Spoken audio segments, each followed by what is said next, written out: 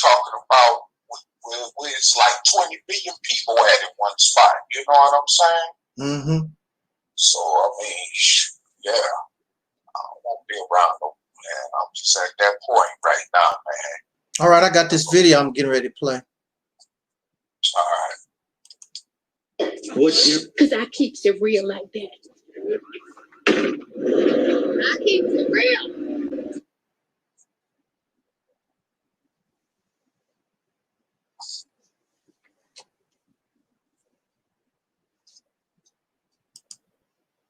How's the sister's book doing? All right, as far as I know. Oh, okay, that's good.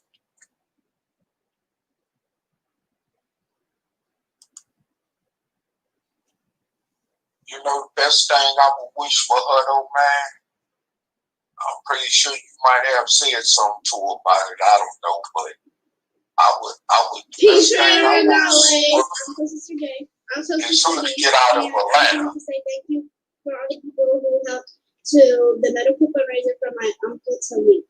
And it has meant so much to us that you would help, because without you guys, his life would not be possible and we would not be with him today right now. And I just want to say, for all of you that helped and that donated, I would really like to give a big thanks, and I hope I can meet you one day and say thank you in person. I love you guys, and okay, thank you for donating to my uncle Taalik. I appreciate it, and I know that my family appreciate it because he's been in our lives for years now. So yeah, and I just want to say thank you because yeah, I'm happy. Yeah, we love you guys. Bye. Bye. Peace forever and always. Peace forever and always. Peace forever and always. Peace forever and always. I'm Sister J. I'm Sister D. And I just want to say thank you for donating to the medical fundraiser. And a big proud to 2020 to the people who's here today. Because without you guys, this would not be possible, and he would not be where he is right now. He spent so much time while we were little, and I just wanted to say that he's a nice person, and that I would always like him to be here for me, and I will always be there for him.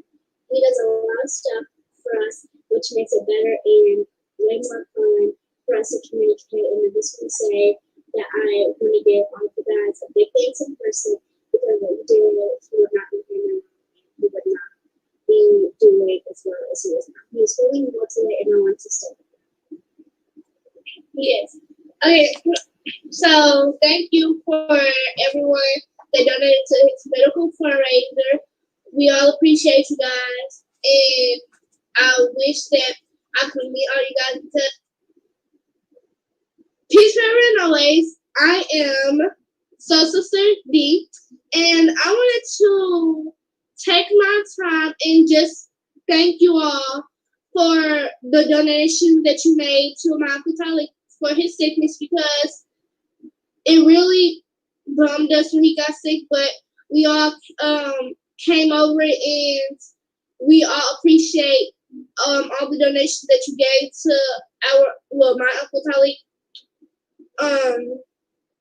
All of the family members that we have are grateful.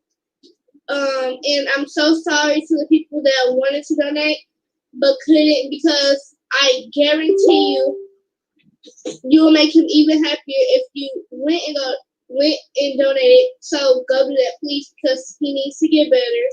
He's already better, but he needs to get all of the other medical procedures that he needs stuff to, get even better.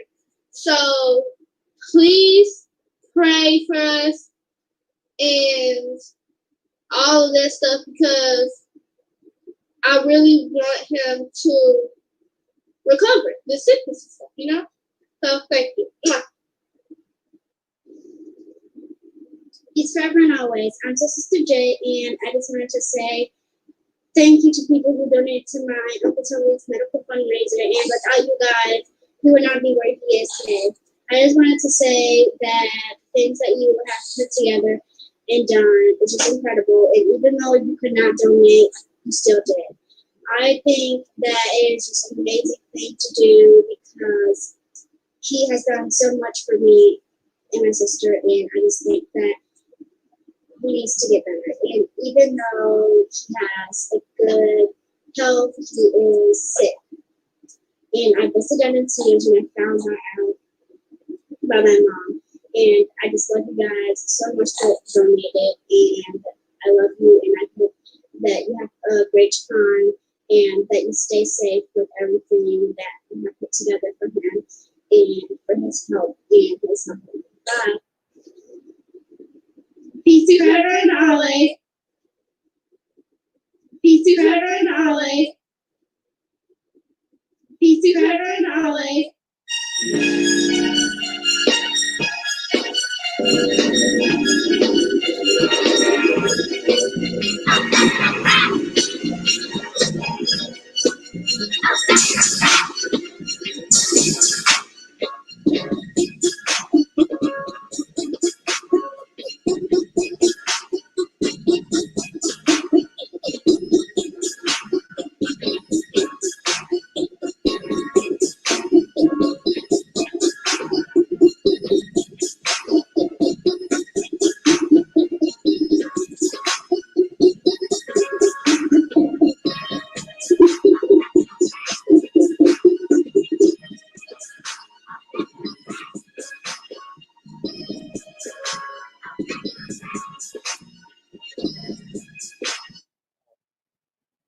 All right.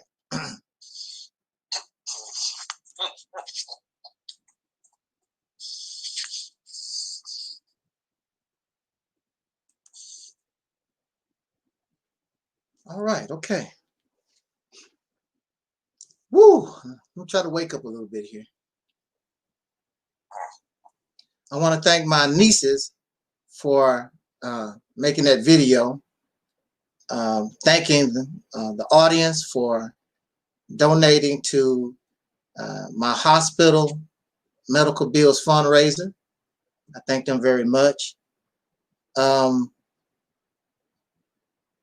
As always, in the name of our ancestors, I am the mighty one, Angel Snub 07, and this is the reality. Hey, how you doing? I'm all right, sweetie pie. What's up? I'm trying to make a video. Don't Yeah, you said 8:30, so it's 8:30 my time. Right. So I just played the excerpt from my nieces. You know, they did a thank you to the audience video, and I played that first. Okay. You know, I don't know. Did you see that video? No. Yeah, my nieces. Didn't I tell you my nieces? I kept them for a week for the weekend. Yeah. Yeah. So they made that video for me while they was here. Okay. You know, and I don't want children. Okay, I'm happy. You know, for them to come and visit and leave. Exactly. Now, you know, it's I couldn't hardly deal with children healthy, let alone in my state of condition. Yeah, exactly. I couldn't even get no real rest. I thought because they was older children, I would have an opportunity. They come and whatever. It did not work that way. Oh no, they got all kinds of energy. Yeah. They need to put that energy to sleep because at 11 o'clock in this house, lights is out. Oh my goodness. You know, in this house, lights is out. And plus, I get up all during the middle of the night because I don't have my full bladder no more. So I have to get up all during the night anyway. Yeah. Restroom. So they messing up my groove because they're not settling down. I have to watch them. And then next thing I know, I got to go to the bathroom. I'm trying to sleep. Then I got to get up and go to the bathroom. That, you know, I didn't really get any real rest. And it was just yeah. You know, I told you about the little boy that came one time. And it really would. Now, one of them have a little bit of maturity. The other one was the problem. She, oh man, she just wouldn't settle down. talk about I can't sleep unless it got light. Believe me, when these lights go out, you go into sleep and you be quiet. You go to sleep like it ain't about. Because where I stay, and Brother Taalik is here on the video with us. Hey Taalik, how you doing? Yeah. All right. Brother Taalik was here with me. He'll tell you it's quiet here. Yeah. Nothing going on. Well, you know, some people, you know, they really can't go to sleep unless there's some type of light. Because I gotta have something on. I gotta have my TV on. Yeah. You know, I just can't. I don't really like going to sleep in total darkness. I don't. Yeah. And I've always been that way. Yeah. Well, so you know, some people have to have light. You know, I can go to sleep with the TV on. I can sleep with the TV on. Yeah. Sometimes whatever's on that television. Sometimes I dream about it. Whatever's on that television, I actually have a dream about it, and I you know, I gotta have some light on. Yeah. Yeah. But in this case, lights went out. I even turned the night light out. I made it dark. You can't see nothing. Yeah. And I stood there and managed them until they quiet down, because you know they playing with each other in the dark and stuff like that. I'm making sure you're playing with each other in the dark. You ain't gonna do nothing. Next thing you know, they was out. Yeah. They was out. Because there's nothing to do. What else you gonna do except go to sleep? Exactly. And that's what they did. And then they don't want to get up until noon the next day. That kind of stuff. Oh yeah. You know, I'm a night owl, so I understand that. I am a night owl myself. Until noon the next day. And see, I get up regardless of whether I'm working or not. As soon as the sun come out, I'm ready to wake up and I'm ready to move. You know, whether I work or not, I'm up.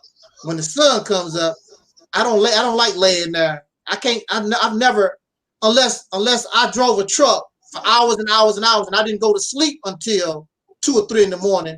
Then I might wake up around noon. Yeah. But if I'm not doing that, I'm always up around 5:30, 6 o'clock, whatever. That's how, you know. That's just how I roll. Yeah. That's how my mother did us. We was early birds.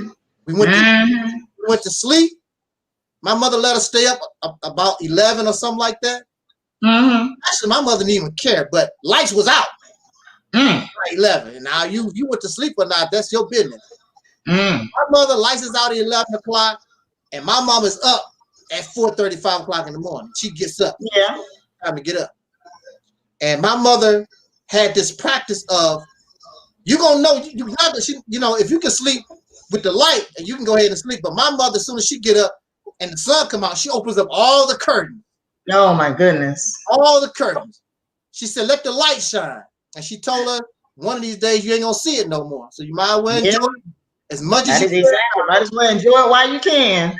That was her philosophy behind it. Because a lot of you folk thinking they finna go to some afterlife and this and that after they die. And you know, I got some bad news for you. You're not going to no afterlife after you die. Your ass is going to the ground. Your body is going to go back to the earth, and it is what it is. Once that brain activity stops, it's over. It's a wrap. There is no afterlife. Period. Adults gotta have something to have faith and hope in. Oh, they gotta have some hope. Okay. That's what it is. They gotta have hope in something. Yeah, they gotta have. I once had hope in something like that myself. I once had. You know what they always say too?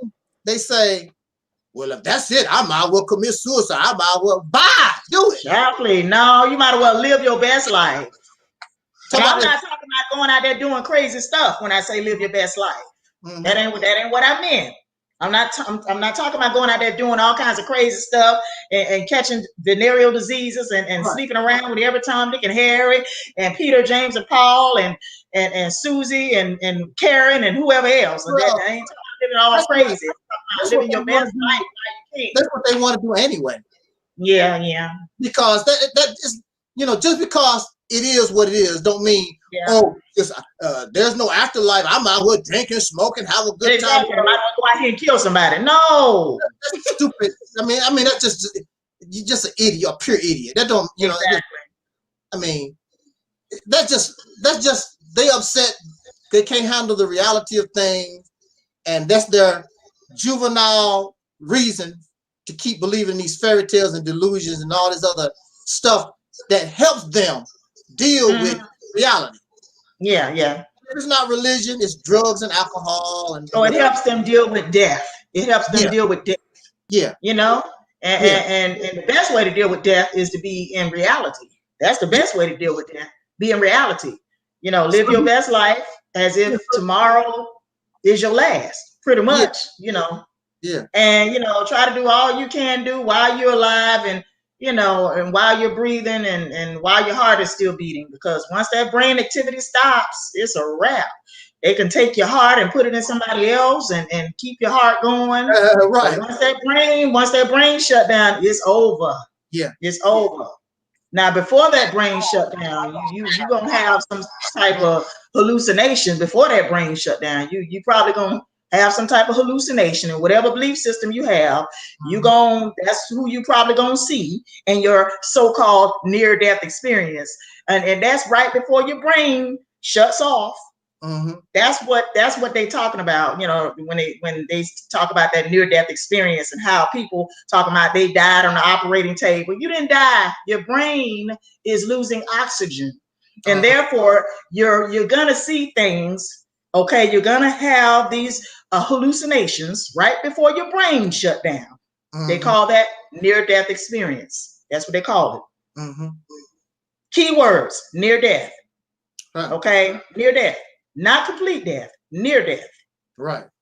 Okay, a lot of folks claim they died on the operating table and they saw their cells floating up out of their body into the ceiling. No, sweetie, your brain is losing oxygen. Your brain is losing oxygen. You're dying. Okay, you know, you're gonna see something. Now, some people, you know, they see Jesus. Some people, whoever belief system is Christianity, they may see angels, they may see Jesus. Now, if you're a Buddhist, you may see Buddha. You know, it depends on your belief system. Okay. Now, I wanted to believe that I was gonna see my mama again after I died. You understand what I'm saying? That's what I wanted to believe for the longest time. I was gonna see my dear mother again, and we was gonna be together in heaven. You know, and you know, the more I thought about it, I started accepting the reality of the situation. Mm-hmm. I started accepting the reality of my situation, that I'm not going to see my mama again. Okay. Mm-hmm. I'm not going to see her again, except when I'm probably almost dying. Mm. That's it. That's it. Okay. So, you know, well, I can accept it is what it is. I mean, there's nothing I can do. Yeah. You know, I don't need to believe in because this platform is about knowing. Yeah. Knowing supersedes belief. Mm-hmm. So I would rather know.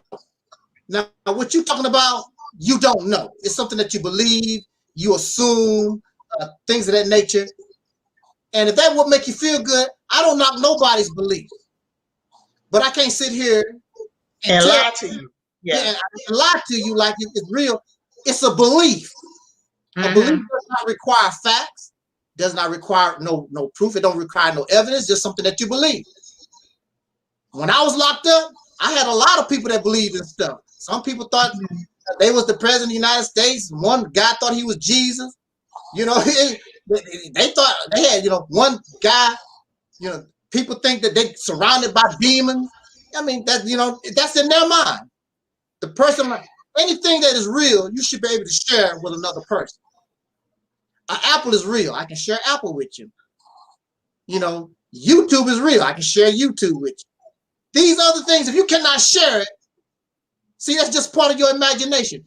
Like when they talk about God, all these people are different, so they have a different idea of what their God is supposed to be about. Because it's their imagination, how they view it. It's their own personal belief. Mm-hmm. When I give you an apple, it's real. You just, there it is. I can share it with you. You don't have to, I don't have to try to convince you about nothing. You see it, I see it. You taste it, I taste it. But that's not how it is with these gods and these belief systems. You can't share because of your imagination. That's your belief. Either you believe or you don't. I choose not to because it's not real to me. It's non-existent. Yes, non-existent. I don't know how we got on this subject. I don't know either, because I wanted to talk about something real quick. And yeah. You, sister, you can talk about what you want, and brother Taalik can hit on what he wants to talk. I want to talk about. Well, first of all, again, I want to thank everybody for their donations to my hospital fund. Always, thank you very much. I appreciate it. Brings tears to my eyes. I didn't think I would get a dime, but to the haters, unfortunately for the haters, my people are here for me. So keep hating. That's all I can say. Also, I want to thank our brother Astro Boo Baby for that wonderful critique, that review of your book. And maybe in the future we will have him on this platform to talk about his belief or ideology, and to share that with us, because he does call us soul brothers and sisters. Now from this platform, I'm using soul not from a spiritual point of view. It's from the time, late 50s, early 90s, when we actually did call ourselves, and we embraced something, we call ourselves the people of soul. I lived it. We danced down the soul train, soul food, soul music. I'm a soul man, Sam and Dave. Because this was an attempt of my ancestors. This did not come from Africa. This did not come from the Caribbean. This came from us here in America. When you talk about a soul man, you don't think about an African. You don't think about somebody from the Caribbean. You don't think about no other melanated people. You think about these who were born in America. That's who you think of. I want my own. I don't want these others. I'm selfish. I want my own. That's nice that you have these cultures. It's nice. I mean, we still relate and we can, but I want my own. Just like when you become an adult, you gravitate to a lot of the things that your mother did and your father did and whatever, but you want your own. I want my own house. I want my own car. I want to do my own thing because I'm grown. We are our own people. We are unique. We are original. I don't want that. I don't care what the American Indians, Native American Indians done 20,000 years ago, or what Africans are doing. I don't care about that stuff. I don't care if I'm related. I'm related to my mother and father, who was born in a different time period. This is a different time period. I want to be myself. I want my own. I can create my own culture, my own language, whatever. About you denying your legacy. I'm not denying nothing. I want to do my own thing because that's still part of me. But I want to be myself. I want to create my own legacy. I want to create culture, tradition, just like they did. They started from somewhere. And so as time goes on, whatever we created will be just like theirs. It'll be 5,000, 10,000 years old, just like them. But this is ours. I want my own. Now, if you don't want your own and you want to be a faker, run around here putting on Indian costumes and African dashikis and looking all crazy, those people know you're not them. They know you're not them. And this is probably your favorite month, Halloween.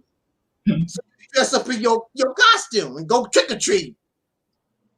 As a Native American, as a African, or whatever the hell, a Moor or some fake Arab or whatever you want to be.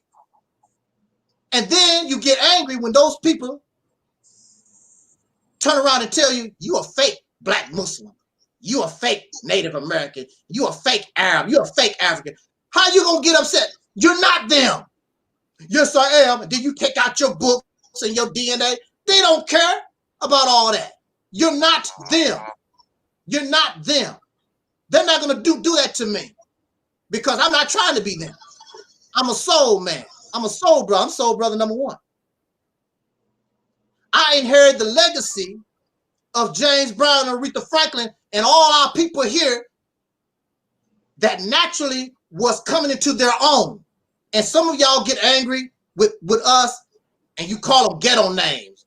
LaQuisha, Tamisha, whatever these names. That's us. That's us trying to be who we are. I want to do my own thing.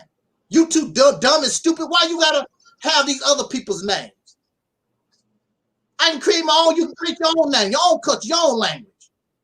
Do your own thing. You don't need that. Somebody else leftovers and hand-me-downs that you did not live. You never lived African. You never lived a Native American. Then when you see these people, how are they living? They living like Negroes. Just like you and me, because that's what they are. Then they want to get high-sedity and self-righteous and put on their costume.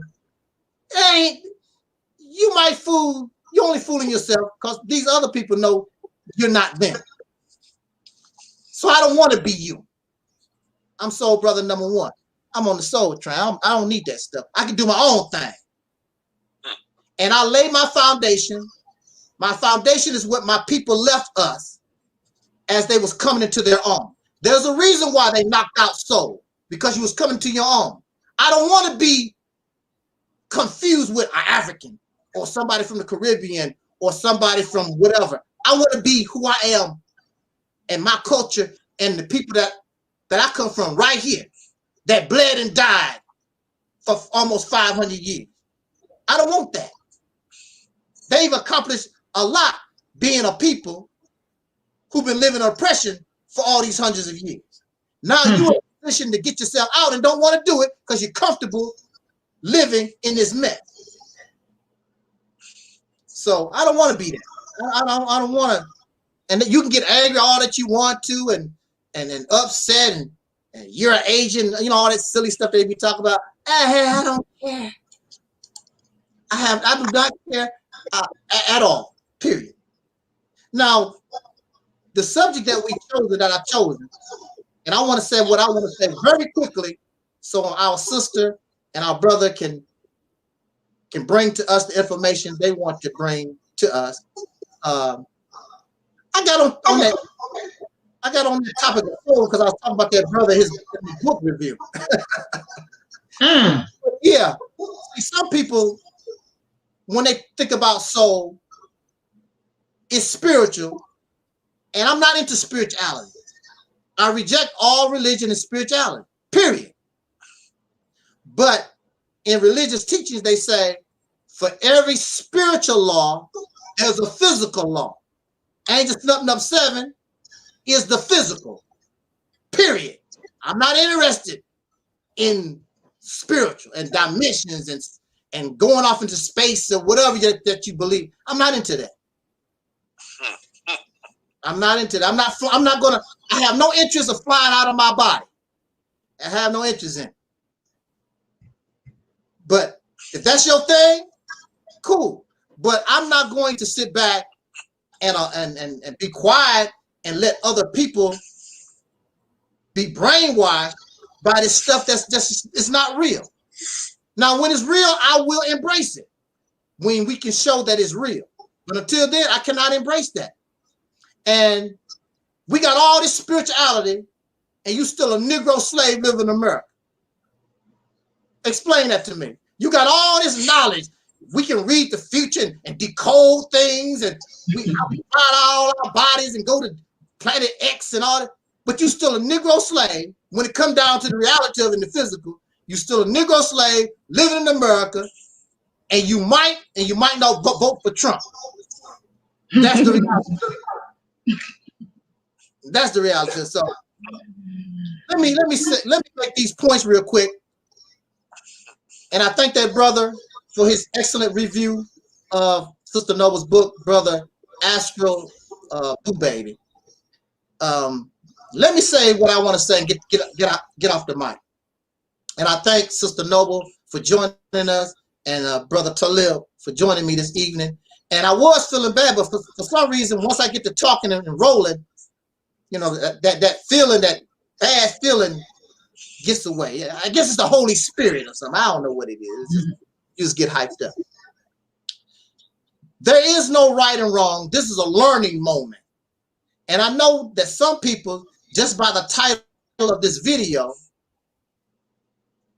they might, because the title of the video is, and you might not, Sister Noah and Brother Taalik might not know the topic that I want to talk about. The topic that I chosen is stop, not in the name of love, stop telling lies on white folks. And I know just that title might upset some folks. They might say, Angel snubbed him. He done sold out. He done finally showed his real colors, defending the white man. See, I told you Angel Snubbed 7 was an agent and a coon. Stop telling lies on white folks. I'm going to tell you the reason why I chose this topic. It's a learning moment because I want to learn. I'm here to bring up a topic, but I'm here to learn because I don't know everything. Now, some of these great preachers and teachers, they come and they when they talk, whatever they say is law. They right. When I talk, I'm not telling you that I'm 1000% right or whatever. I am capable of error. Sometimes my comprehensions, I'm just ignorant in certain things. But also at the same time, I have some valid questions. If you don't bring me a valid answer, I cannot accept that. There's a lot of things in these blackity black teaching that I was taught, and upon re-examination, I just want to see, is this a fact or is it a myth? If it's a fact, I have no choice but to embrace it. But if it's a myth, I'm going to throw it to the side. It's not real. So this is a learning moment. If I say anything that is out of the box, I have Sister Noah right here. I have Brother Taalik right here. And you in the chat room, write down your comments. Teach me, learn me, because I might be off here. So let me say this real quick and let me get out of here. Okay, first of all, I've been putting up a lot of classics. And some of these classics, if you notice, I do talk about the white man a little bit. And I did so early in my videos. I talk about the white man. It's very popular. Talk about the white man. This is 2020. I'm sick of talking about the white man. It's redundant. You keep talking about the white man. This, what you gonna do about it? Your ass ain't done nothing about it for the last 50-some years. You ain't did nothing about it for the last going on 500 years. And I'm sick of it. I'm sick of hearing it. Oh, the white man do this, and the white man global. He trying to kill all the black people on the planet. And I hear this stuff for years and decades. Same stuff over and over again. And then you have youngsters that come up. The old ones die off, and they pass the same crap. And the white man, and kill the white man, and kill. These folks have an opportunity to kill the white man, and they don't do a damn thing. There was a brother, King Samir, whatever, killed the little babies, killed the white man. So him and his boys got pulled over. They had guns and everything. And he talked about kill the white babies. And the grown adult police officers pulled his ass over. They got the guns. Here's your opportunity. Kill the white man. They didn't do nothing. They got their happy ass down on the ground and gave themselves up without a fight. And they went to jail. And you don't even hear nothing about King Samir Shabazz, whatever you call his name. You don't even hear nothing about it. He became a comfortable Negro, married some big fat sister. I think, big fat sister with a bunch of children, I think. And you don't even hear nothing from him no more after that. He went to jail, cried like a baby. Get me out of here. It was the whole thing. Seeing y'all listen to these folks. These people are not tough. The Quran says, do not think that you're going to believe and not be tried. You got a lot of people on YouTube, Facebook, they run their mouth, talk all this big bad stuff, but when it comes down to the nitty gritty, just like King Samir Shabazz, you see what he did. He probably still on probation right now. Because I think, well, he might be off probation by now. I think he had to do like 5 years probation. I don't know the real detail, but I know he cried like a baby. They was making videos, help him, bail him out. He couldn't handle being in jail. Well, you didn't have to go to jail. You just killed a cracker. All they had to do is take out your gun, and you wouldn't have to go to jail. They would put you exactly where you belong. 6 foot on the ground. And that's why your ass got out that car and gave up. You didn't even want, they didn't even attempt to try to shoot at the police. The grown white men with a bag. They didn't even attempt. And you have a lot of these Negroes talking all this, but they huffing and puffing and talking like they bad. And you have these folks like Minister Farrakhan talk about, I want the fall of America, and I hope that America fall, and if America fall, that's going to make the black people do better. And you want this economy to collapse. And guess who's going to collapse on? Who's on the bottom? When it starts falling, who all the trash start falling on first? Farrakhan has not created a lifeboat, kind of ship. So if the economy collapse, it's gonna fall on us. We're gonna be the first victims. The main victims will be on the bottom. And if things got really worse, the weaker always gonna prey upon. The strong always gonna prey upon the weaker. You divided, you messed up, you bragging about what you got, they're just gonna come and take it. Your little gun, your little pop pistols that you got, that don't mean nothing. Don't mean nothing at all, because you got it up. You're not organized, so they just take you little by little, and all your little groups, they're cut up. They would be organized and just cut off the food supply. Yeah, cut off the food supply, cut off your water, and you don't know how to find water on your own. You don't know how to hunt nothing on your own. You talk about shooting guns, but you don't know how to shoot a deer or a squirrel. Matter of fact, you find eating deer meat and squirrel meat and rabbit, you find that disgusting.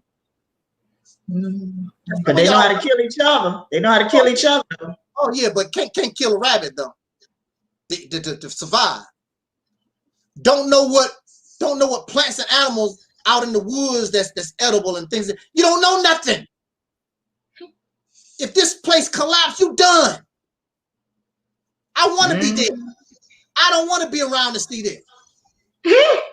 Brother gonna tell me, talk about, I'm ready. And no, you're not.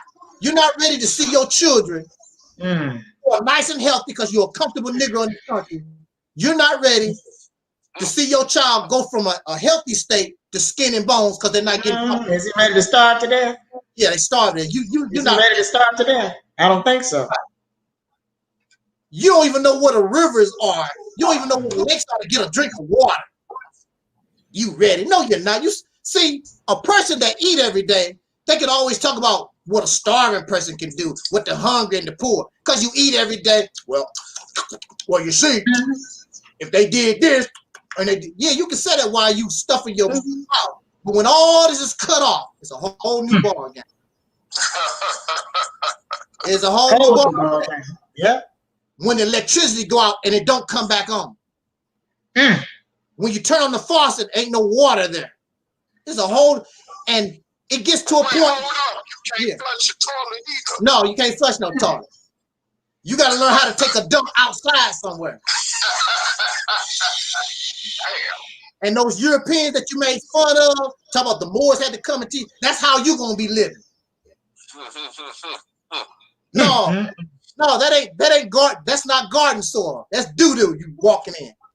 Wow. No, you're not ready for the collapse of America. You're not ready for this thing when it get real. You're not ready. They're not ready for the American Dark Ages. Right. Yeah. They're not ready for that. The American Dark Ages. Yeah. And they damn sure ain't ready for socialism either. They're not ready for that either. No. You know. Ask some people in England about socialism. But it's just sickening to me because it's just not real. I can't do it no more. You know, talk about the white man do this and then what, and it's just redundant to me because you're not gonna do nothing about it except talk. That's all they're gonna do. And then the little stuff that you talk about, you actually are embedding yourself deeper into the place where you tell me you need to separate from. Your businesses and your schools and all these different, that you are embedding, making roots into the place where you told we need to separate from.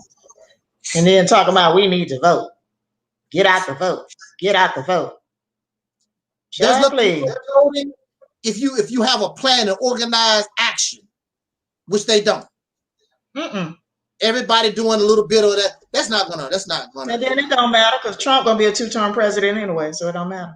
Yeah. So, but so it's just. And I want to know. I want to know what the hell these folks gonna do when Trump get a second term. I have. I'm gonna do the same thing I've been doing. I'm gonna do the same thing I've been doing. I have no plans to change anything. Exactly, me either. But anyway, I don't try to live like a comfortable nigga. I always live below. Yeah. I mean, I could go out here, driving a truck. I make pretty decent money every year. I could have a brand new car outside and live in this big house. And Brother Taalik will tell you how I live. I live like a bum. Oh my goodness. Brother Taalik will tell you I live like a bum. So I can't believe you sure you're a truck driver? But see, while I'm shut down, I'm comfortable because of the way that I live. Exactly. I do thank everybody for my donation, but because of how I carry myself and how I live, while I'm going through all this, I'm gonna be all right. Exactly. So because I live way below, as cheap as possible. I'm not trying to show off in front of nobody. I told a coworker, don't go get no car note. Yeah. Don't go get no kids and don't get no mortgage. Because, this is a coworker I told this to a couple of weeks ago. And he concur. He concur, because you really will be a slave. You go get a car note, you go get a mortgage, and you go get some kids. You really is going to be a slave. Really. You're already a slave now, but you're going to be even more of a slave. You're going to get a damn child that you can't hardly take care of. That's an extra mouth you have to feed. You go get a car note, lose your job, they'll come get the car. Lose your job, they'll take the house. The bank will take the house from you. They've done it before during when Obama was president, going through that recession crap. Yeah. It's nothing's going to change. No. And this COVID, this coronavirus have really messed up some folks. Some folks that see. We take things for granted. We think the electricity gonna always be there. We think our job gonna always be there. We take things for granted. We think our wife always gonna be there. Our husband, We think our children love us, and a lot of them really don't. They can't hardly wait to get away from you. We take things. Don't want to be bothered with you. Don't want to be bothered with you. There's a lot of people that raised their children, did a good job of raising their children. Their children don't want to be bothered with them. They're in nursing homes. Their children don't want to be bothered with them at all because they got things to do. But at the same time, they claim they love their parents. Now, good children, especially if the people had more than one, they take turns dealing with their parents until they pass. Bob would get them for such a period, then take them to Gene and who. That's the way they did my grand uncle. His daughters would take turns and taking care of him, and him and his wife, they passed away in his house because the children took care of him. But a lot of these children ain't gonna do that. They got their own lives to live. They're not gonna do that for their parents. But then turn around and talk about, I love it, my mama. I love it, man. You let them sit around in a nursing home, get bed sores and all this other crap in these nursing homes. And die from COVID-19. Yeah, that type of thing. When they should have been dying in your house or their house. But let me try to get through this topic real quick. And my guest, hold on, so I got a troublemaker I got to get rid of. Yeah. And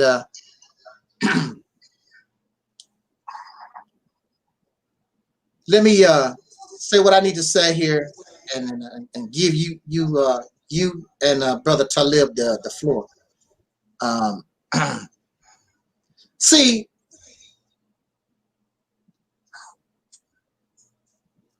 stop telling lies on white folks.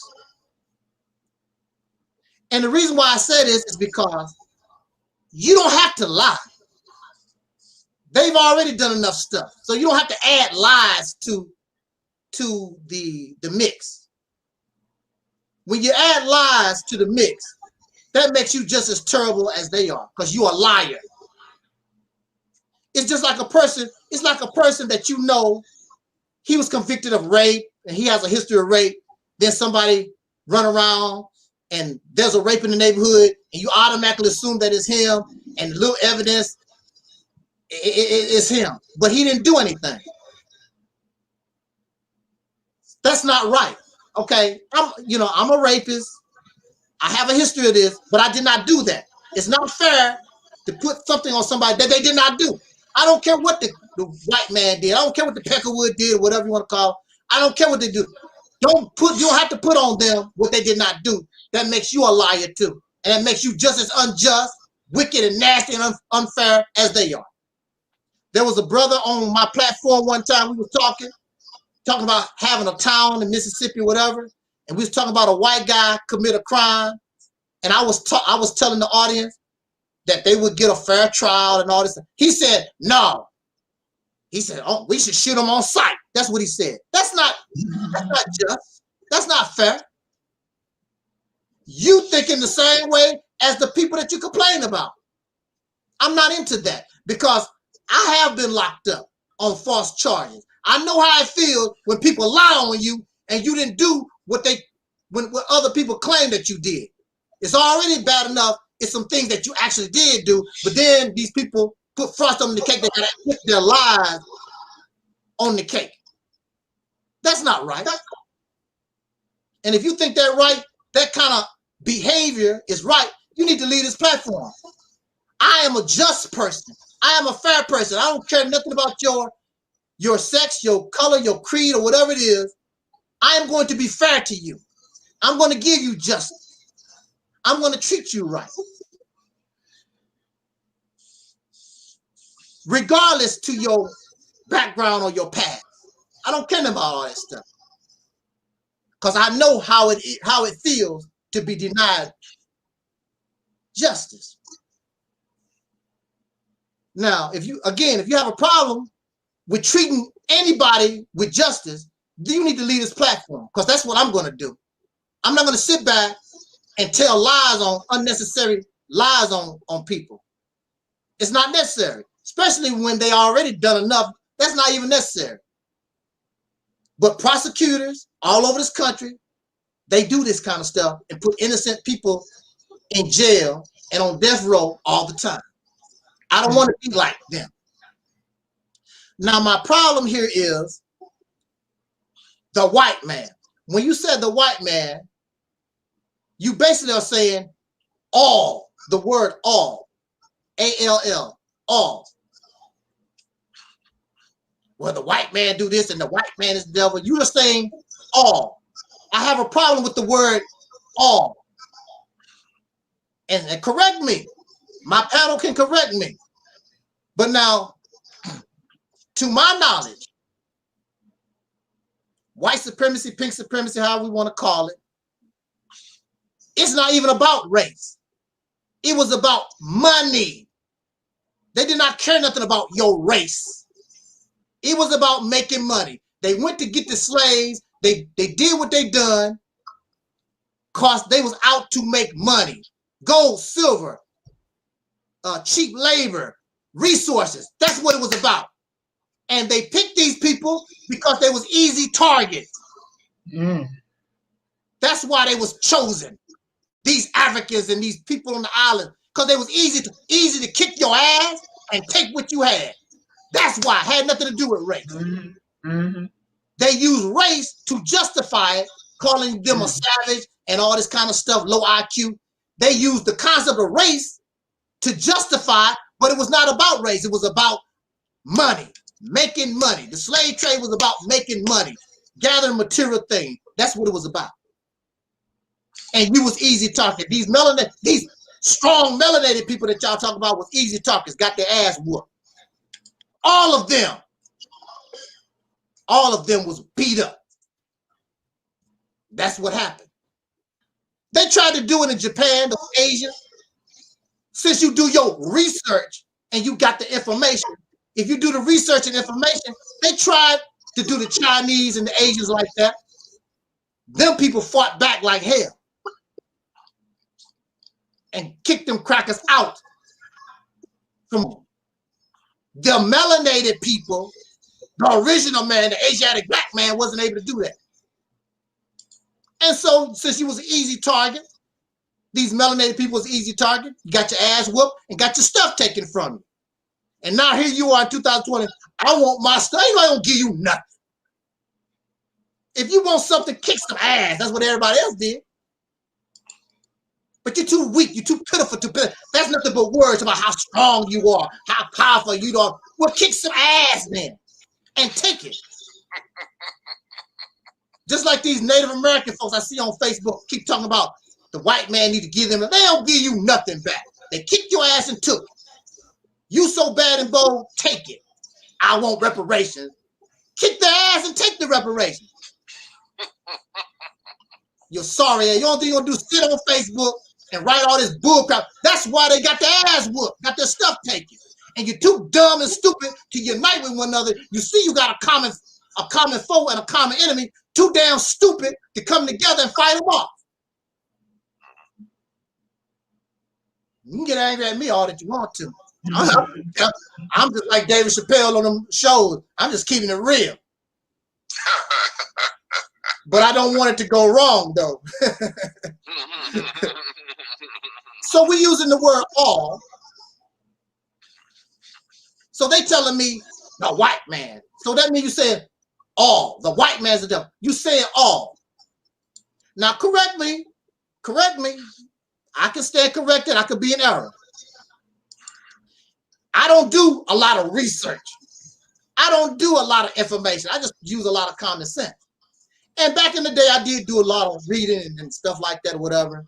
So it's not like I'm totally stupid. Sister Nova dropped for some reason. I don't know what happened. But anyway. Now correct me, Brother Taalik, while I'm doing this. Correct me if I'm off base. Now, they talk about the white man did this and that. Now, to my knowledge, it was the Portuguese. She's back. Okay. Now, to my knowledge, now they're telling me all the white people. Now, first of all, to my knowledge, there are at least 70 different kinds of Caucasian white people on the planet. So when you say all, you are saying that all 70 of them participated in the Arab transatlantic slave trade or whatever. That's what you're saying, because you're saying the white people participated. Now, is this a myth or is this a fact? So I asked this guy, this blackity black guy, since you're saying all the white people participated, all of Caucasian, all of Europe, white folks, Caucasians, participated in the slave trade. And the colonialization. Yeah, and the colonialization, whatever. Can you name them? Can you be specific and start name all 70 of the various Caucasian people or tribes or nations? Can you start naming them and how they participated? Because to my knowledge, and I just did a quick Google search. The Google search said it was the Portuguese, the Caucasian Arabs, the Spanish, what else? The French, the Dutch, and the British. Yeah. They were the ones. Mm-hmm. They were the ones who were the mastermind behind commercial enslavement. That's what I named in my book. Yeah. Now, it did not say nothing about and I'm not familiar with all the countries in Europe. I didn't hear nothing about the Netherlands or Sweden or Germany or even the Irish. Matter of fact, remember the Irish was once called the white slaves. And of course, you know, the word slave come from the word the Slavic people when they were enslaved, which was European when they was enslaving their own folks. They had nothing, the Slavics had nothing to do. And most of the immigrants that came to America, slavery was up and running before the immigrants came here. But you're telling me all. And then look, why was Black Wall Street attacked? Black Wall Street was attacked because the white folks was living less than the Negroes. The Negroes run around, had brand new cars and fancy suits. I seen pictures of Black Wall Street. I mean, they was living it up. And the white folks like, these Negroes, how is that possible? That's the reason why. Now, they want to tell this story like, okay, the American white man or these European countries, these here, they made all this money, and then for every white man and woman in the country, they shared the wealth with them. They did not do that. There was a poor and a middle class. They did not share the wealth from slavery. And matter of fact, when you look at things, see, the poor and the middle class Caucasian people in this country, like I told you, it's about money. They use the concept of race, they use religion to justify, and they use race to justify, so they can brainwash these Caucasian people all over the world. They thinking about race and hatred, and these suckers who are on the top, all thing they think about is money. How many millionaires did you see in any of these lynchings and whatever? You never see the millionaires come out. It's always the poor white trash, the middle class trash that's running around. Let's hang a nigger. Let's hang a coon. It's them. Because they brainwash silly, stupid people. It's about money. It's not about race. Now, these people have money. These people have money. You don't even, have you ever heard of rich children? I'm going to go hang me a Negro. Because it ain't about that. It's about money. How you going to make a money go hanging out a Negro? They're not tripping off of it. They're tripping off of, and then they're going to use their own poor white trash, poor middle class folks to be their servants. Butlers and maids in their houses, the rich. It's a game that they play. And then you said all the white people. Now look here. Yeah, the Netherlands and Germany, all these European countries benefit from the commercial slavery simply because if you are part of this economy, then you benefit. But they was not actually participating in the slave trade. Just like you and me. We wearing these cheap shoes and clothes, whatever. Some child in Nicaragua probably paid them 25 cents a week to make shoes and stuff. We living off the exploitation of prisoners and child labor from around the world right now. You don't have no problem like that. But you want to talk about, oh, woe is me and slavery, and you're doing the same thing right now. You benefit. You're not gonna give up your way of life because some child is making 25 cents a week. You loving it. So they loving it. They built an economy on free labor, and they did not pass it down to all the white folks. They was poor. And since you do your information and research, you heard about the labor wars, especially in New York on the eastern seaboard, where they had to fight the corporations to get decent wages. They was working them like slaves. And they had to fight and they died. See, that's something that you don't understand. See, some people are willing to fight, sacrifice, and die for what they want. You want somebody to sit back and make some kind of law. Give me my reparation. Give me my land. Give me my reparation. Give me my land.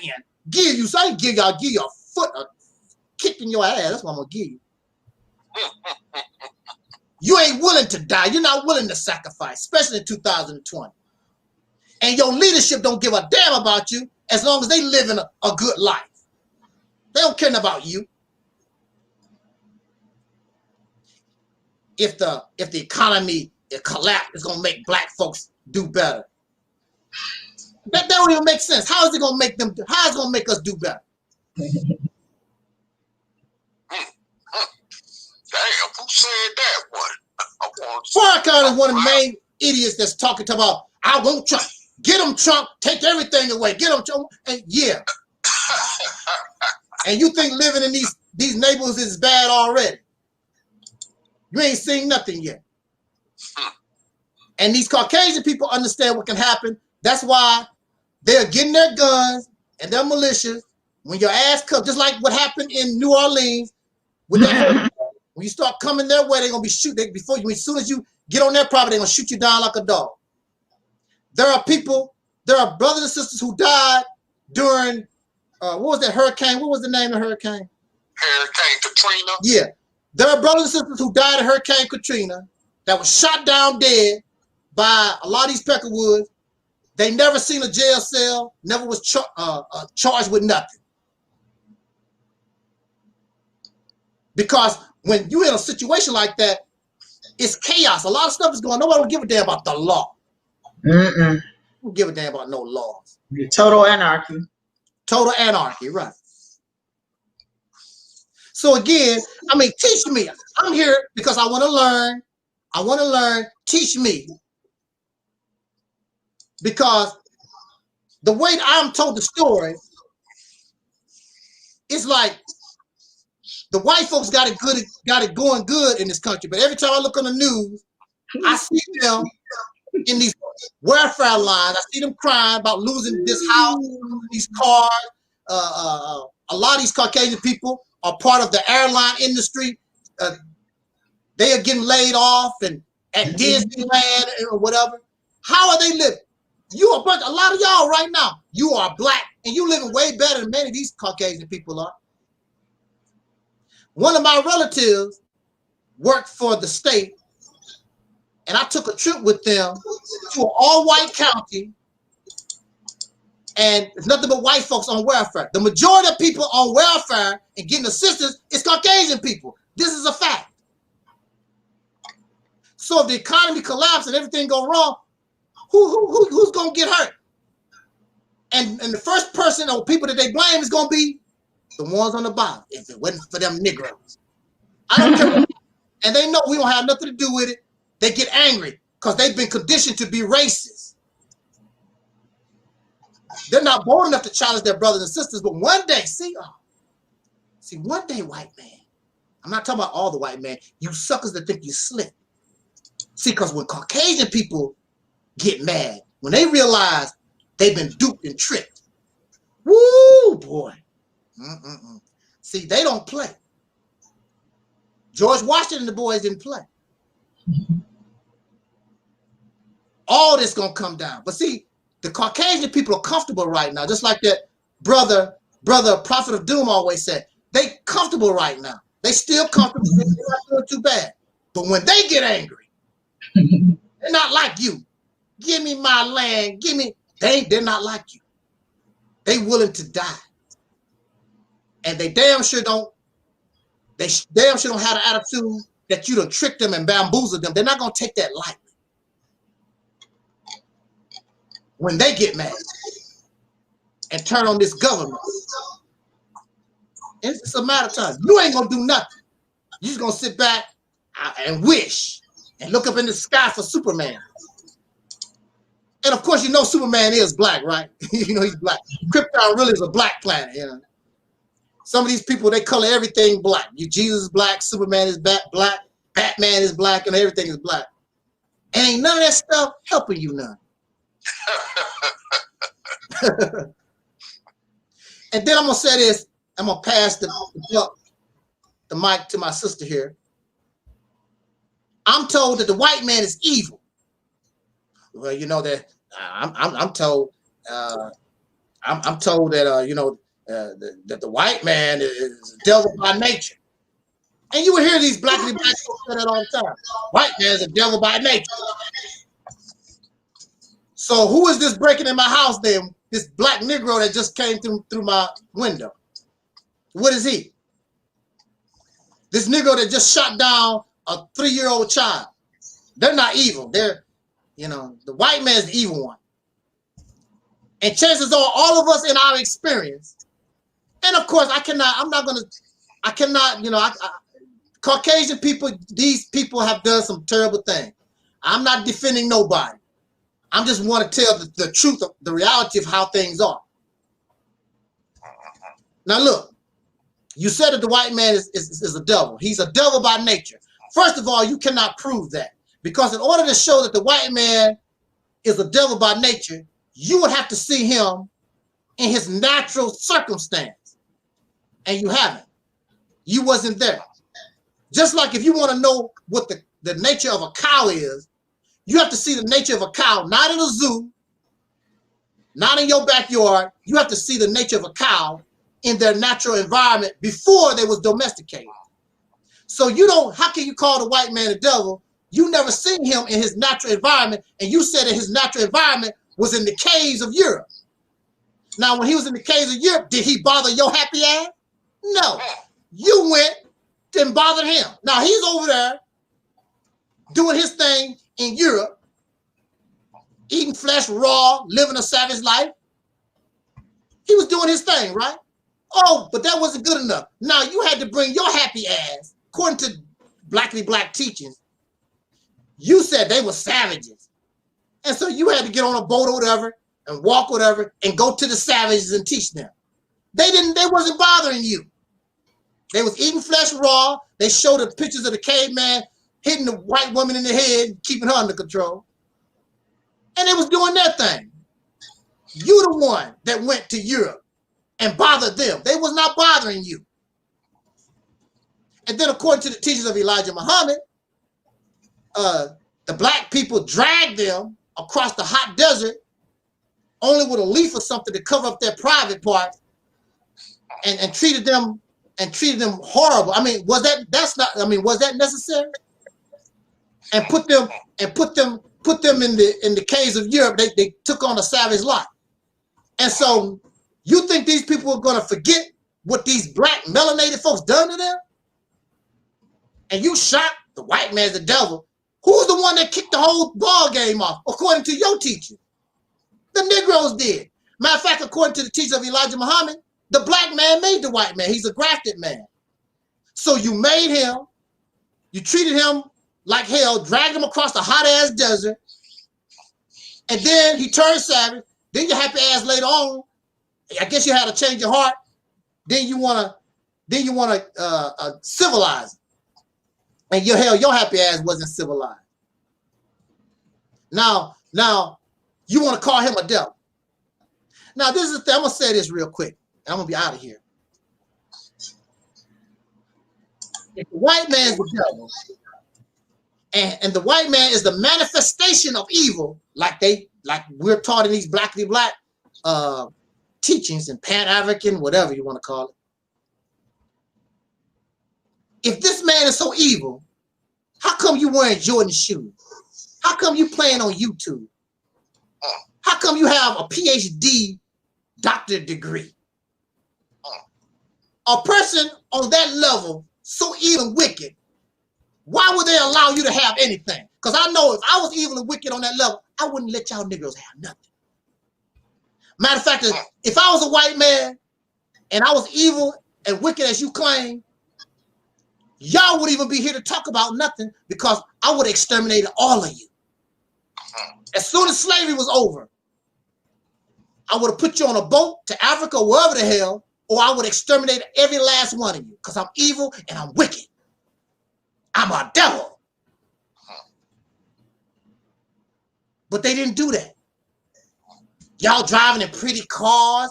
You got your pretty Native American clothing on. You got You got clean running water and soap and water. You're smelling and looking good in them churches. Praise Jesus. Lord, Lord, Lord. And you're living with this person that's supposed to be a devil by nature. Why is he letting you live like this? See, the story, something here don't make any sense. Because if somebody's the manifestation of evil, like they claim, why are they letting you, and then they give you an opportunity to rise up and challenge them? I wouldn't let nobody rise up and challenge me after I done whooped them like they did. He's actually allowing you to rise up and challenge him. But he's so evil and wicked. You can probably get a piece of bread from a white man than some of these Negroes out here. And that's a fact. That's a fact. If your car was broken on the side of the road, chances are some Caucasian person will pull over before some Negro would and help you put on a tire or whatever, call you for help. I know that's what happened to me all the times. I've been stranded on the road. I was driving a truck in Texas in the middle of nowhere, and this brother, his load was changed. He was a flatbedder, and his load was changed. He didn't stop, and that's all he had on his truck was a bunch of change. But this Caucasian man with his little family had one chain that he might need for himself. He stopped and broke this chain trying to get us out the dirt. So I don't want to hear all this stuff because it don't make any sense. It's a bunch of lies, it's a bunch of myths. You're trying to make this story sound as bad as it can so that you can convert people to get angry to do nothing. You ain't gonna do nothing anyway. You got all these people angry, the white man, and I hate the white man and kill the cracker. You getting them all angry and excited, and y'all ass ain't gonna do nothing anyway. That's the pitiful thing about it. They ain't gonna do nothing. And see, the Caucasian man know that you ain't gonna do nothing about it. That's why they let your feral slave ass hang around for the last 100, 200 years. Because they know you ain't gonna do nothing. I don't think your happy ass wanted some weed and screw and make and breed like a damn rabbit. And you want to breed like a rabbit and don't produce nothing for your children. You don't make baby formula. You don't make baby cars, baby shoes, or nothing. The white man still take care of your happy ass with your businesses and your school and all this la-di-da stuff that you talking about. This man still take care of you. How you gonna call him a devil when you still live in his house and he taking care of your ass? I'm passing the mic to my sister. Yeah. Well, you know how I feel about, certain things like reparations and blase. And, I'm gonna tell you, we are owed reparations, but we're not gonna get it. We're never gonna get reparations, not from these people. Okay.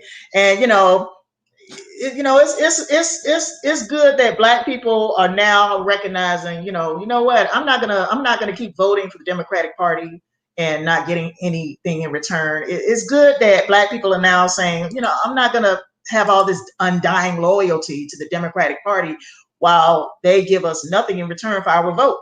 That's all well and good, but they was never gonna give you anything for your vote. Okay, They haven't really given us anything for our vote for the last 60 some odd years now. So we should have been stopped voting for the Democratic Party at least. And I'm not going to vote for either candidate. I'm not a Trump supporter. I didn't vote for him in 2015. In fact, the last candidate I voted for was Barack Obama. That's the last person I voted for. And I didn't vote for him, for his second term either. So with that being said, you know how I feel about this country. This country is headed toward a socialist government system. Okay. Yes, it's headed toward a socialist government system You know, I know a lot of folks listening to me right now may not believe anything I'm telling you, and you may think I don't know what I'm talking about. Oh, she don't know what the hell she's talking about. She don't know what she's talking about. Trump is going to stop that. Trump is going to stop that. What you all fail to realize is Trump is not really in control of anything. Yeah, he's the figurehead. He's the figurehead, the puppet master, or, you know, or at least the person whose strings are being pulled by the real puppeteers. But he is not in control of anything. America is headed toward a socialist government, period. It's heading toward a socialist country. You know, and with the collapse of capitalism, a lot of these rich Black people, a lot of y'all in entertainment, and, you know, a lot of y'all in the movie industry and in sports, a lot of y'all will be back on the bottom economically in a socialist country, because you don't have enough wealth anyway. You don't have enough wealth individually. That little money that you think you have in the bank, that'll be all wiped out if this capitalist system collapses. Okay? And therefore, many people, many Black people better hope the economy does not collapse. Yes, I said it. Many Black people better hope the economy does not collapse and America does not turn into a socialist country. You all have seen what has happened in Venezuela and other socialist countries. You've seen what happened in Cuba under Fidel Castro. You've seen it. You know. Now, I agree that we, you know, the way this country is, I agree that we should all be getting universal health care, because this country is stressing us out. It's really not trying to be funny, but this country is really stressing us out. It's stressing us out, making us sick. I believe wholeheartedly that we all should be getting universal health care in this motherfucker, for real. Because, I mean, this country it's stressful enough being Black in this damn country. Okay? And then you got outside forces out here, you know, you got outside forces out here that are just really causing a lot of us to be sick. Racism is causing a lot of us to get sick and die prematurely. Now, America, you better hope America does not turn into a socialist country. Because guess who will be the slave class in a socialist country? Yeah, that's right. That's us. And also poor white people. Oh no, they don't care about poor white trash. Right. Okay. Don't get it twisted. White people, rich white folks do not care about poor white people. Okay. Nope. See, a lot of y'all under the impression that these rich white folks, oh, they're gonna stick together, you know, they're gonna stick together with their own kind. They don't care about them poor white people. Sure don't. They don't care about them trailer trash white folks. They don't care about them at all. They'll let them go down and die right along with us, okay, in this country. So, you know, I want to talk about Ice Cube a little bit. Recently, he gave an interview talking about he's with any candidate willing to do something for Black people because, you know, we can't survive another 100 years in this country like we are now. He's right. He's right. I mean, but hey, if you don't rise up and fight back, you're gonna go into extinction, just like the Native Americans. See what y'all looking at now, these Native Americans now that y'all looking at, those are not the original Native Americans. Okay, now I know some people might get upset about what I said, but those are not the original Native Americans. Okay, the people that you're looking at now today, claiming to be Native Americans, it's a possibility that you will go into extinction right here in this country, just like those 700 tribes that once existed in America when Columbus landed in the Bahamas. Okay, it's a possibility. It's a possibility that could happen. So, you know, Ice Cube is right about that part. He said, you know, that he's willing to work with Donald Trump because Donald Trump, his campaign people contacted him. That's what Ice Cube said. Donald Trump's people contacted him, and they want to know, they wanted his contribution into the platinum plan that Trump drafted. Okay, that Trump and his people drafted. It's called the platinum plan. Now, Ice Cube came up with a plan of his own, you know, the contract with Black America. And Trump's people wanted to talk to him about his possible contribution into their plan for Black people called the platinum plan, right?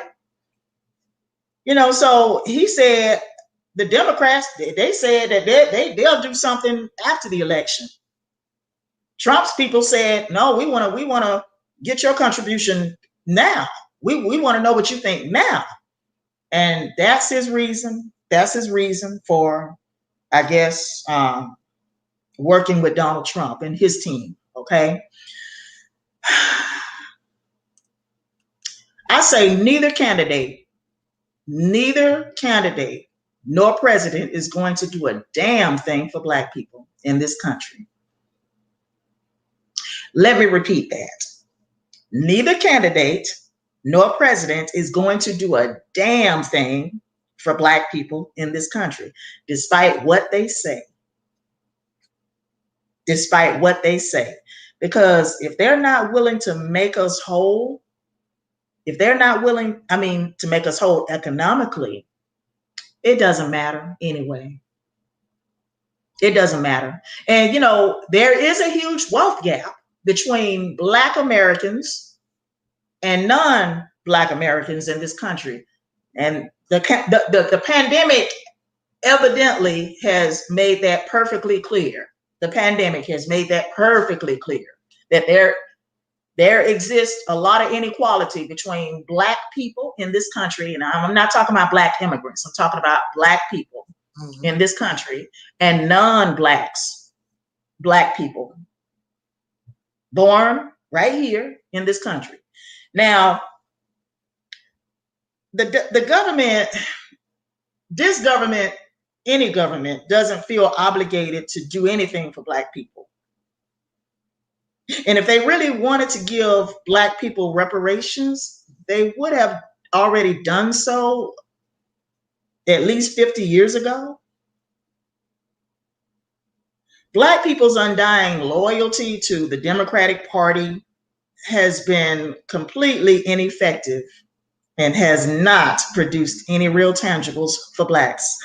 All this rhetoric about voting for the soul of the country, this upcoming election, that's not going to feed your families. It's not going to get your job back at the airlines. It's not going to get you your job back, you know, at the restaurant. It's not going to stop this pandemic.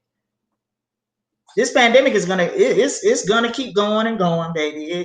This is long from over. This pandemic is long from over. And you know, and I feel like all this rhetoric about, you know, voting for the soul of the country, this upcoming election, is nothing more than fear mongering. It's just fear mongering. That's all it is. It's fear mongering because whatever president is in office, it's not going to change anything. It's not going to change a damn thing. It's certainly not going to change poor people's conditions in this country. It's not going to change Black people's conditions in this country. No matter who is in office, things are going to keep on going on and keep going on. And eventually it's going to become a socialist country anyways. We're going into a socialist regime, period. Whether under Trump or whether under the next president, it doesn't matter. It doesn't matter. You know, and that's my take on things. I just feel like, you know, a lot of this narrative, you know, changing the narrative from, you know, what's going on economically and from the stimulus package to police brutality and police violence. And I think it was all, you know, a fear mongering tactic.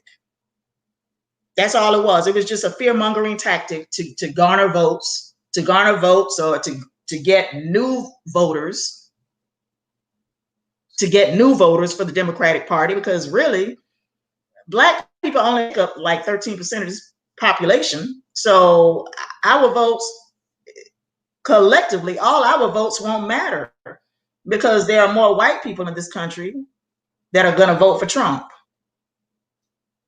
I mean, we're only 13% of the population, and even if all of us got out and voted for Joe Biden and Kamala Harris, it wouldn't put a dent in the election, because a lot of these white people and a lot of these white people and a lot of Hispanics are going for Donald Trump. They're voting for Donald Trump. Okay, so you know, that's my take on things. What do you think? Well, see, that's the reason why it's important that we have something like the Mississippi campaign. Mm-hmm. I was listening to somebody, and they basically were saying something to what you just presented to us, mm-hmm. and in reference to the population, even if all of us voted for Biden, it still wouldn't put a dent in the election, because you got all these white people and all these Hispanics that are going for Trump. Right. See, the Mississippi campaign is important because since you know you can't have an effect nationally like that, because you just don't have the numbers. The numbers. And the people, and you know that the majority support, you know, what you're talking about anyway. This is why we can concentrate on one geographical area and take it. Because in a state like Mississippi, we could take that state. We could take control of it. We could take that state and make it our own, because we are over 50% of the population to begin with. And we could use our national strength in one area and make it ours. You're not going to have no say-so nationally. It's not going to happen because you have too much opposition. Put yourself in a position and concentrate on one spot and make it yours. And the whole outcome, everything will change. We can open a business. I think that's great. And we can open up a school and think that's great or whatever. That's nothing compared to taking control of a state. Because a state is a lot of schools, a lot of businesses, a lot of land, a whole lot of stuff that you can do. But they don't have any vision. They don't have any purpose. They don't have no goal. They don't have no real leadership to take us in that direction. So we just out here feral slaves, just wandering from one part of the pit to the other side of the plantation. That's all you're doing. When you should be able to take control of one spot. And I guarantee you that one spot, if you do it right and you're successful, you're gonna make more than one. You're gonna take that spot and eventually spread out to other spots. We should really be controlling the South. We should be controlling the South long time ago. Don't have leadership. You know, everybody's concentrating on being a national leader. You don't have to worry about being no national leader. Concentrate on a geographical area and just take control of that. And that will inspire so much, because you're putting yourself in a position, you don't have to blame the white man no more. All this talk, the white man isn't. Now you're on your own. Can't blame the white man no more. You control the state of Mississippi. Now it's our responsibility for food, clothing, and shelter. Y'all gods and goddesses and kings and queens, all this other stuff that y'all talking about, now prove it. See, they hypocrites. They really don't want to prove that. They really don't want to. They really want to keep on this redundant narrative. The white man, the devil. I done heard that stuff for 50, 100 years now. So what? Okay, the white man's a devil. He's a devil by nature. So the hell what? And you. I mean, what are you going to do about it? What are you going to do about it? What are you going to do about it? What are you gonna do about it? Absolutely nothing. And that's what I can't. That's why I can't handle it. I can't handle it no more. I can't do it no more. So I mean, but you know, what do you think about, you know, the things I said about, you know, how this country is going to become a socialist country in the future? It's going to become a socialist country. I can't speak on. I don't know. Socialism is the future of America. I don't know nothing about socialism. So I don't even know. Yeah. I can't comment. Yeah. You know, socialism, Marxism, all this ism. I don't. You know, and just like this political, the people on the left, the people on the right, the conservatives. Look, I'm tired of getting my ass whooped in this country. I want something on my own. I want to be able to make my own laws, my own policy. That's what I want to be able to do. You know, I want to do my own thing, use my energy to take control of this state. So I can come. I don't give a damn what y'all do outside of my state. Y'all can be socialists, y'all can be Marxism, conservative, whatever. I know what we doing here. And the politics here and everything here gonna be way different from these suckers, what y'all suckers doing out there. So, you know, we still American, and nobody trying to take control of the government, you know, trying to overthrow the government, but we want something, we want a piece of the pie that should have been ours a long time ago. So these suckers are not going to give you anything. You have to be smart enough to take it. And so, like I said, I don't know all these different terms. I don't even try. It's too much stuff out here. I don't even think these people know what the stuff is, really. You know, but I did read your article. You can put that link in the chat room, I guess.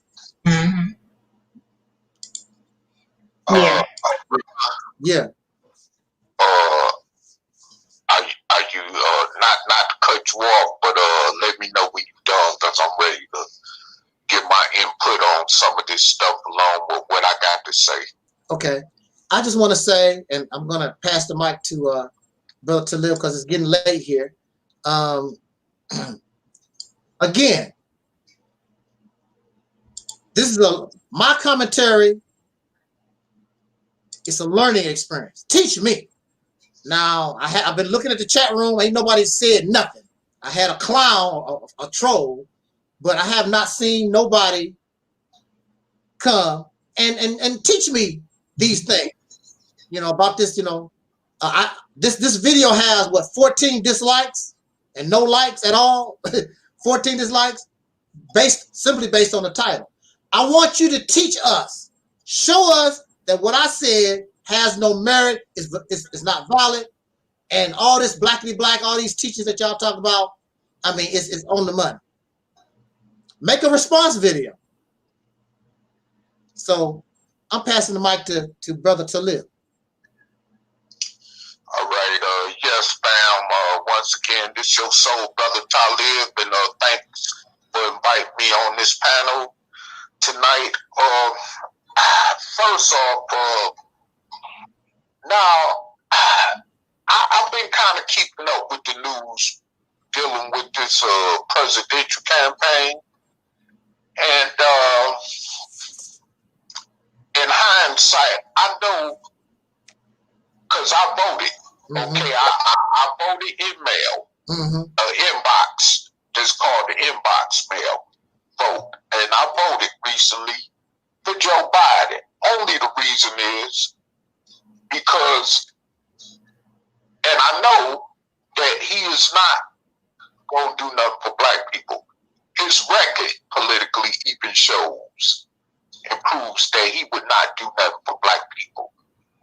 Okay, because of him, thousands upon thousands of black and brown lives is destroyed forever because of the crime reform bill he signed back in the 90s under the watch of President Bill Jefferson Clinton. Okay, and so, and he still would not take full ownership and responsibility of that. So I definitely know his intentions, no agenda, or rather, nor is it a part of his agenda to do anything for blacks. But the only reason I voted for him is because my thing is that before, like y'all say, before this country economically fall, we need to get that idiot up out of there. This idiot we got in office has a straight up mental problem. And it's a fact. I didn't say it. Even the media, the critics have said it. Even some of his close associates. Even his own son has said he's losing his mind mentally. Okay? Because his own son even wanted to invoke what they call the 25th Amendment, which is to get him up out of there and let Vice President Pence come on there and govern it because of the questioning of his father's mental state condition. So everybody know that this guy is off the chain, you know, let alone with his rhetoric, but of course his actions. Now, with that said, I want to just make it perfectly clear that Joe Biden is leading right now in the national polls. And a lot of people that voted for Trump have switched over to voting for Biden because they know and seen that Trump was not going to do a damn thing for them, no intent on doing a damn thing for them. And like them Caucasians, especially in these Midwestern states like here in Nebraska, you know, Missouri, Indiana, you know, who's been shaft. And because, you know, they plant jobs and gone to other countries and all this other stuff. And the fact that when here in Nebraska, when it was flooded a couple of years ago,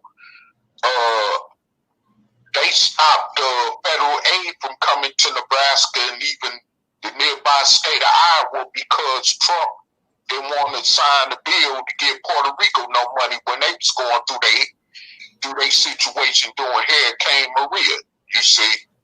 So Trump don't give a damn about nobody but himself. And because of him is why food prices are so high. You know what I'm saying? And the fact that, you know, when I go to the grocery store, let alone even out to eat, it's still high.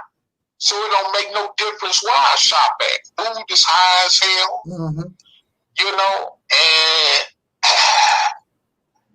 I got a basic income, so I'm barely making it. So it's like, you know, I got to ration it out in how I pay for food. You know what I'm saying? Mm-hmm. And even if I tried to buy enough to last me, it's still gonna eat my pockets, eat money out my pockets. You see what I'm saying? Mm-hmm. So it's like it's a win no lose situation with that. So he got to get up out of there. Now, I agree, though, that the conditions is not going to change because Joe Biden is going to get in there. I agree that basically it's going to be the way that it's always been even before Trump got in there. So that's not going to change even if Joe Biden gets in there. I got that part. I clearly understand that. But however, you know, I just wanted to also speak on some stuff too, you know, because I do research other countries. And you know I do, you know, because we've talked about that. And you know, there's a lot of places, like the sister was speaking about universal Medicare. There's a lot of countries that get universal Medicare. And here in the United States, it's 300 million people, okay? And the minimum wage is still $7.25. Well, in Belgium, they only got, 20 million people, which is less than a quarter smaller than the population of the United States, and everybody's minimum wage is $20 over there. So they living comfortable over there. You know? And like I said, over in Europe, in different parts of Europe, all over throughout Europe, is universal Medicare. That's why you don't hear about immigrants coming from Western Europe to the United States. Because what they need to come over here for, when they got everything they need over there. You see what I'm saying? So, I mean, that's another, myth that dispels the myth that every country comes to the United States. No, everybody from all over the world don't come to the United States. That part dispels that myth. And then there's another thing too I want to say. I've spoken some of my videos on my own channel about black expats who left America, but you know what? I'm starting to somewhat have different opinions about that. I still support it because we may not have no choice one day. Well, we may have to leave this country, but however, I don't support the mix, the misconstrued information that's being given to us by some black expats, especially in Africa. Because I text this one sister, her channel is called Traveling Sister, right? She's based over there in Tanzania, in East Africa somewhere. It's a country in East Africa. And I asked her one thing, like relating to what you be talking about sometimes. When I commented under one of her videos, I asked her, I said, I need your reply back to tell me whether Africans accept us over there because we bring money over there or not. And I still haven't heard back from her. You know what I'm saying? Then you got these other brothers and soul brothers and sisters that got a channel called Acres of Gambia. You know, Black Acres of Gambia, that's based over there in Gambia, in West Africa, and you know, it's alleged. I can't prove it's a fact, but it's alleged that they just over there trying to use the local people because what they doing is not benefiting as far as making a place for Black Americans who might want to go over there to that part of Africa or to the continent in general. You know, they not, you know, they don't go, usually when they do go over there, they take their resources over there and get used up by the locals over there. So what's the purpose of going over there anyway? You know, if you just gonna go over there and get used up by the locals, you know, and you're not preparing no place for yourself or your people, I mean, you know, that want to come behind you, that want to leave this racist crap and stuff here in America and go there. But you ain't got no type of place or situation set up for them. Like we talking about the Mississippi campaign over here, as far as taking control of a state. You see what I'm saying? Well, we could be independent of all this craziness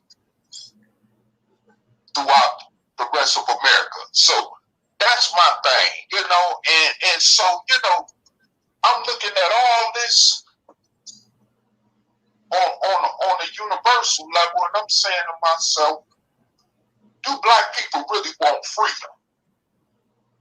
You know what I'm saying? And I mean, you know, I've been in the activism for years.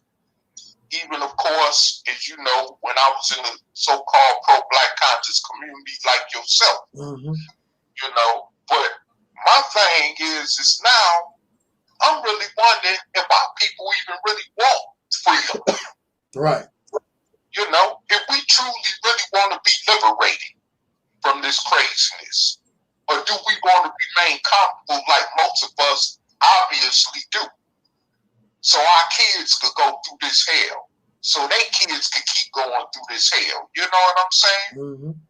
And it continues on this generation cycle repeatedly and repeatedly. And you know, after all, like me and you have talked about in the past, I'm still quite glad I don't have no children of my own. That they got to go through this type of hell, you know. I'd rather let them be left alone, you know, because this is crazy. And you know, sister, are you still on the panel? Yes. Okay, you were definitely right. This country may definitely end up becoming a socialist country. You know, the way things is going down, you know, even if it's under another president. Trump ain't in that, you know, after this election. You know, this country is headed for some darker times, whether people want to realize it or not. And you know, if like I say, if black people, and of course I'm gonna say it just like y'all say, I ain't talking about the immigrants. I'm not talking about the West Indians. I'm not talking about the Africans. I'm not talking about the blacks who identify themselves as Hispanic, whether they from Puerto Rico, Cuba, Dominican Republic, and none of that either, or from Panama or something like that. You know, I'm talking about black Americans who are dark-skinned descendants of slaves born in America. Okay. If black people do not rise up in this country and take our freedom like we need to, take our reparations, even in that tone, then we're going to be had. Simple as that. And for Farrakhan to say that he hopes America fall, well, that definitely don't make no sense, because we at the bottom pit, totem pole of everybody else in this country, and who's going to be the first to be affected when it falls? Us.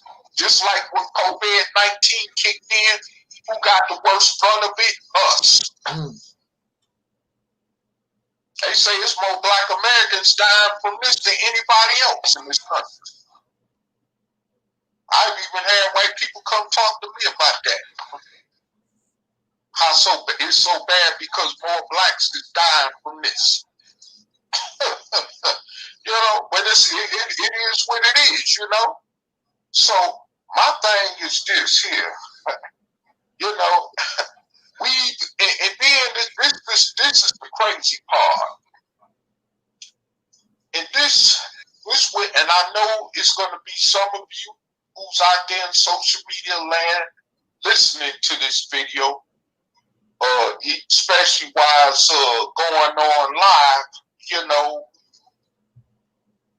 Well, I'm going to say this here. This is one reason why I don't care to be in a place. And I'm going to say, I'm this right now while I'm on this panel. This is why I don't care to be around a whole bunch of Negroes. You know what I'm saying? That's why I left a city full of them in the first place, okay? To begin with. You know, because all you do is kill each other anyway. And then you want to complain about the cracker killing you, the police killing you. But Black Lives Matter ain't out there on the front line when it comes to these gangs killing each other, which involves us most of the time, or some of the time, like with Chicago, or which was going on there. I go read their newspaper website all the time, and every time I go look on their local news website, there's 53 shootings, 10 to 20 people that died in 1 to 2 days. Come on. You know what I'm saying? Or 70-some people that got shot over the weekend. Come on. But you think everybody else is supposed to take Black Lives Matter serious? It got to matter to us the most. You know? So my thing is this, is that honestly, I know we live in a country where it's full of racists, okay, and I get that. And I've had people who've told me I shouldn't even be living in no place where white people are the majority, you know. And I'm gonna say this here, you know, I do have my understandings about that, okay. I clearly do, and I do, you know, recognize that the ramifications what comes with that situation. But you know what? Even though it's bad enough, truly, being black in America or being a person of soul in America and being in a place where it's majority of white, but you know what? I have to be honest with you, family. You don't see all these killings in these type of pockets of America. Even if I was in Wyoming or Montana somewhere, you wouldn't see all these type of killings every day, like you see in Chicago. Like I'm sure where you at, sister, in Atlanta or Detroit. Yeah. You know, or New I hear you. I hear you though. There's a lot of killings here in Atlanta. Yeah, you know, Savannah, Georgia, which is 400-some miles south of where you at, Albany, Georgia. You know, I ain't gonna leave out some other parts of Georgia, because Atlanta ain't the only crazy part down there. But Augusta, you know, Charlotte, North Carolina. I mean, we just killing each other everywhere you go. Where's a lot of us at? We can't even live among each other without living savage, like a savage. We scared to even be around each other. I never thought it would be a time where black people would be scared to be around other black people. Mm-hmm. You know what I'm saying? And that's reality. I'm speaking. Like someone would say, that's keeping it real. Mm-hmm. You know? I mean, but when I go, if I went to a place not like the Cheyenne Wyoming, yeah, I might have to worry about sticking out like a thorn because I'm dark skinned. But you know what? I wouldn't have to worry about walking around, turning over, looking over my shoulder, wondering if I'm gonna get my head blew off, or because I looked at somebody the wrong way, or because I got on somebody see they want that cost 5 cents to make in a factory in China and blow my head off for it. You see what I'm saying? You know, or I mean, and I mean that's just the reality of it. So, and I used to be one of those brothers that used to criticize other soul people for leaving out the hood, moving over into the suburbs. But you know what? I can't even blame the brothers and sisters that made that choice. You know why? Because they felt they needed to do what they need to do for themselves and their families to be safe. You know what I'm saying? Living around us is nothing. It's nothing like a paradise. I mean, you know what I'm saying? And like someone told me over recently ago, a while back, you know, why do black people feel like they got to go around other black people to feel safe? You know what I'm saying? And you know, I understand in the context of where they were going with that, but you know, as far as that go, where I stand at,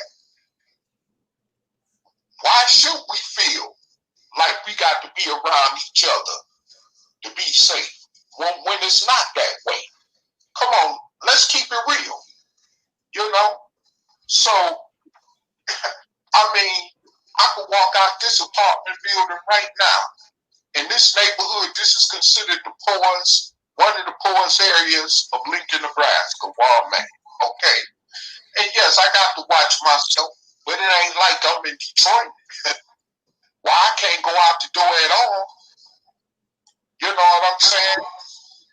Where you got you know, Pookie and Ray Ray on every corner walking around with an AK in they pants. You know what I'm saying? You know, or somebody driving by shooting randomly. You know, and that just recently happened here in Lincoln, Nebraska. But you know what? That's rare. That's rare. That's why the Negroes that they caught who killed an older woman on the bus is going down. They're going to be older than her when they get out of prison, if they make it out of prison, because they don't play that around here.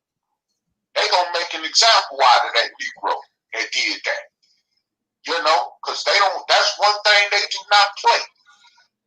And of course, this is a majority white city, which happens to be the state capital here in Nebraska, okay? But one thing they gonna do is they not gonna let things get that far out of control like that. You know, like you find in cities where it's a majority of black people at. And I've been to enough places around the country, to dozens of states in my time to know the difference. So, you know, can't nobody just sit up and just tell me, oh, you don't know what you're talking about. Okay?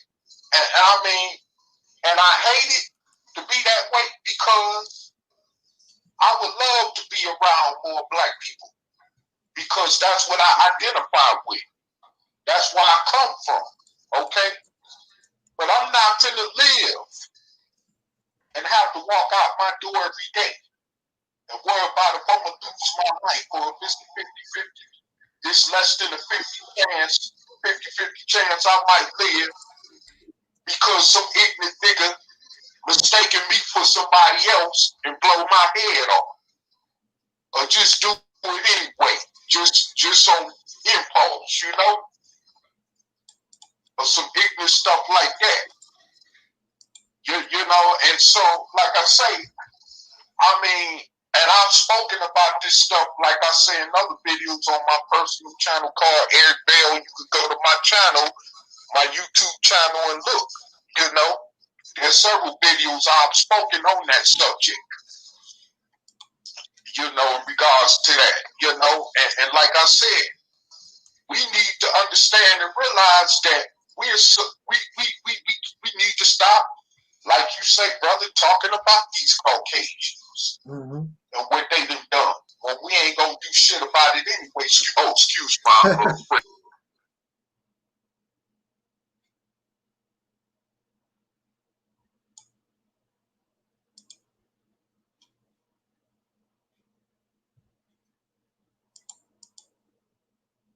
Hey, what's going on?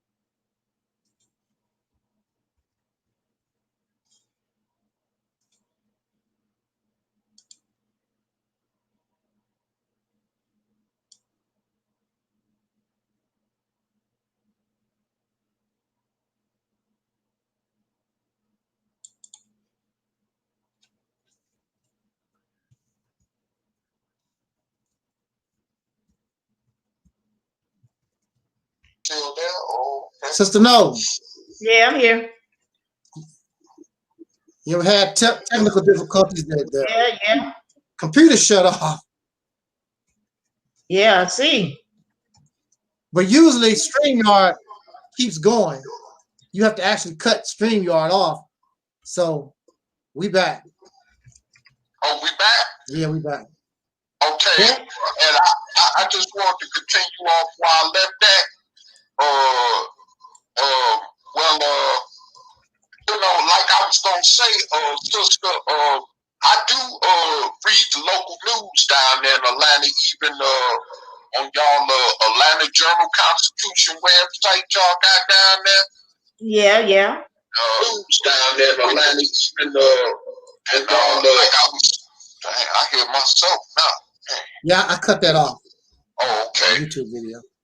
But anyway, yeah, I had, remember my own humble beginnings in that part of the country, and I could imagine, how worse it's got, like I keep hearing, since I've been gone from there, from Georgia altogether. And I mean, but it's I mean, and down in Florida, I know it. I always hear crazy stuff about Florida because I was always back in between Georgia and Florida too, And they, especially the parts like Miami, Jacksonville, which is heavily, where you got a heavy concentration of blacks at, and I mean, it be going on down there, and I'm like, man. North, South, Yeah, I know. I definitely know it's cracking down there in that South still. Them Negroes say, because I a few years ago, it wasn't long when I left Kentucky and Louisville way before that Breonna Taylor stuff. It was going down there too, Yeah. Yeah, I mean, it's crazy. I mean, I mean, man, I mean, wherever we are, we steady killing each other over nothing, You can't even, I mean, somebody mad because you done looked at their woman or you done looked at their man or something, they ready to blow your head off. Now you dead and somebody finna go do time in the penitentiary for the rest of their life, all over nothing, you know what I'm saying? And this is what I'm talking about, over nothing. And we can't keep blaming slavery. We can't keep blaming poor economics on that. See, you get a lot of black people want to use the excuse, well, it's because it ain't no jobs, it ain't this, no. You go to some countries around the world where they are poor. I'm talking about poor as dirt. And people still live in peace and harmony without nothing, without much. So that's not no excuse. That's just pure, deep down, homegrown ignorance. There's no excuse for that. And this is why I don't have no pity when they be locking a lot of these people up for these horrendous crime acts. Like it's a website I watch, and maybe y'all might want to go watch that. It's called Injustice Investigative Media 7. That's what the channel is called. But this soul brother, he's the host of that channel. I forget his name, but he's based in Louisiana. And he talks about black on black crime a lot, and stuff. And I know that if we get this Mississippi campaign off the ground, we can end all that. That'll definitely be something we could deal with more effectively. But like I said, he talks about that a lot. And these horrendous crimes, you know what I'm saying? People not calling the police because they don't want to snitch, they don't want to tell, and all this crap, or because they just trying to mind their business, But when your grandmama get raped to get robbed, you want somebody to have that same type of energy? I mean, see, this is what I'm saying. none of it makes sense. You know, and this is the reason why. This is the reason why I cannot blame when soul brothers and sisters make they move and go and move to the suburbs or whatever to get away from that crap. If they could, especially if they could afford to, you know, because I mean, it's like. And on that note, I hate to cut you off, Brother Taalik, but on that note, it's late. I'm feeling really bad here. I'm feeling terrible. I got to. It's late, and I can't. You know, eyes bloodshot. I'm feeling. Oh man. You know, got pain. Got pains going on here. I can't do it. I heard you earlier saying you had part of your bladder missing. Yeah. Okay, I'm sorry to hear that. Yeah. I got part of my intestines missing too. Oh man. So I got some pains here going on here, and just got some mess going on here. I need to lay down and take a nap, take a Tylenol or something. I don't know. But all right, brother. I appreciate you allowing me to come on this panel and speak, and I was glad to hear the sister speak also. Yes, sir. And I was glad to hear, you know, of course, you giving your introduction input on this situation, or what's going on in these things, of what's going on in the world of human affairs and stuff. But there's a lot more I could have said, but of course I can let that wait at another time. Yes, sir. Because we are in a serious situation and people still playing games. No doubt. And you know, one thing they can do, the white man give them, well, not the white man. What's his name? Zuckerberg. I heard that the government is suing YouTube. I mean, Google. Google, yeah. And they might have to give up YouTube. That'll be good. Maybe they'll change to make things different. Who knows? Google owns YouTube, don't they? Yeah, but they are being charged with what's that? They're being charged with that. It's when you dominate something, they need to break that up, monopolize stuff. They being accused by the government to be this monopoly, and they might have to end up selling YouTube to somebody else. Well, brothers and sisters, for those of you that make a living off of YouTube, you need to be paying attention to that. Yeah, well, they don't care. They just, you know, it grows whatever the wind blows. Right. They don't have no. They don't, you know. They run with it. They run because this, you know, YouTube has always been going through these changes, and they just stick with it until they just can't do it. Until Google just takes everything away. They just run with it. They're not going to try to do their own thing. They're not going to try to do nothing. They're not going to. They just feral slaves wandering the plantation wherever, you know, wherever Massa let me go, I go. That's right. I want to bring some attention to this because there's a silly guy. I heard him make a comment about my medical condition, and they say you can't see it because I'm wearing this long pajama thing, but you know I'm wearing my you know, medical bracelets, right? Yeah.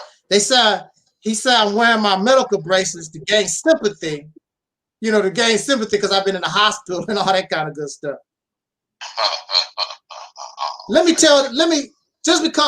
In case you are a fool and stupid just like he is, let me explain something to you about these bracelets. The bracelet, I'm not confined to my house. So I can go out into the public, I can go to the store and blah, blah, blah. Now, should I fall out or I'm involved in a car accident or whatever, this bracelet tells the paramedics my medical condition, you idiot. This bracelet tells the paramedics about my allergies and my medical condition. You dumbass. Dumbass people. These are the people that we have to deal with day in and day out. What do you expect from a feral slave? Here we are, Sister Noble, Brother Taalik, Sister Tangi, all of us, we are awakened. Those who listen to to this platform. See, we are awakened people. You're dealing with feral slaves. They just wandering. They have no vision. They have no goal. They have no purpose. They don't even understand the situation they're in. They act on emotion and reactionary. They don't know how to think at all. So we put this out here. Maybe it can help one person or two. Actually, it does. It helps a few people. I get emails and I get people that tell me blah, blah, blah. But I'm telling you, this blackity black stuff and all this race stuff that we get involved, it's the worst. It's the second mental death that we face. And it's probably worse than being an actual slave, because the actual slaves knew what they was dealing with. There was no doubt. But this blackity black Pan-African Committee, all this stuff that we involved in, it's worse. And myself and Taalik, we was part of all that. We can bear witness how messed up it can make you hateful for no reason. You're rigid in your thinking. You're not flexible. You're just emotional on everything. You're just emotional about everything. So cause you to have mental problems. Yeah, for real. Yeah, cause you to have mental disorder for real. But anyway, on that note, I just wanted to put that out there because chances are the wacko probably watching the video. So stupid ass. Apparently you haven't had any relatives, or you never been to a hospital and you don't understand these simple things. Dumb folks. And you even have these, a lot of elderly people. I might get one myself. What's that little button that you can wear and you can press it? I fall and I can't get up. I might get one of those things because you never know. I might get in a situation I've fallen and can't get up. I can't talk or do nothing, but I'm able to press that button and get help. So ain't no shame in the game. On that note, let me get out of here. Let me lay down but I wanted to come out here and talk to the audience, and I wanted to spend some time with my favorite people, Sister Nolan and Brother Taalik. And I thank you so much. Thank you for your donations and your assistance and during this period of time. I really appreciate it.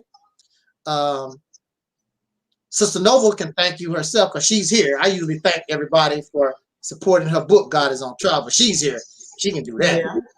Yeah. So I just want to give a shout out to Astro Boo Baby, who did a review on my book.